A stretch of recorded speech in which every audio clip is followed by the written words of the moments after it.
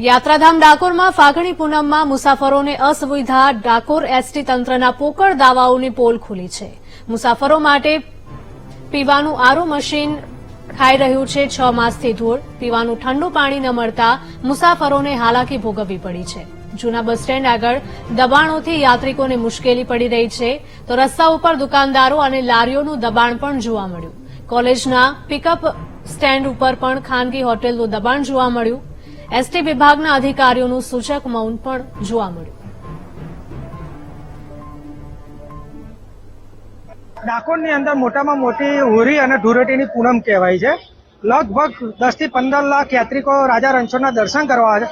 ડાકોર બસ સ્ટેશનની અંદર RO plant મૂકવામાં આવેલું છે સરકારના ખર્ચે, જે ઠંડુ પાણી પીવા મળે, પણ એ આરઓ પ્લાન્ટ બંધ છે અને નગરપાલિકાના પાણી પીવડાવે છે આમ જનતાને. અત્યારે આટલી ગરમી છે અને યાત્રિકો ચાલતા હોય છે, એમના માટે ઠંડા પાણીની પણ સુવિધા નથી. બીજા નંબરમાં ડાકોર બસ સ્ટેશનથી મોડીને રાજા રણછોડનો માર્ગ છે, ત્યાં આગળ ઘણા બધાએ કોતરી લીધું છે, ત્યાં આગળ દબાણ કરી લીધા. એ દબાણો પણ દૂર કરાતા નથી. પીવાના પાણીના 3 પેલા આયા છે આરો સિસ્ટમ, તે હાલમાં ધૂળ ખાય છે, જેમાં 1 કે 2 જેવા હજુ મૂકેલા છે ને 1 2 જેવા કંઈક બાકી છે એવું છે, અને ધૂળ ખાઈ રહ્યા છે. પાણીની સુવિધા અત્યારે હોળી જેવો તહેવાર રહ્યો છે અને યાત્રાળુઓને પાણીની ખૂબ જ તકલીફ પડે છે.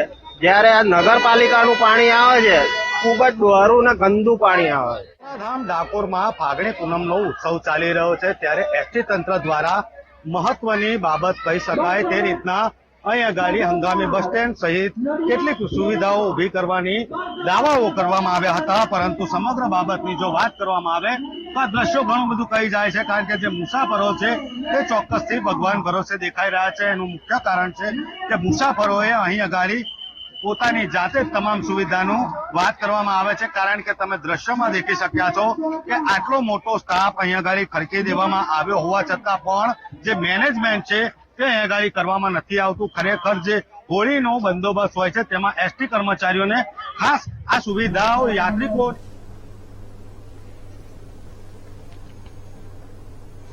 સમાચારોમાં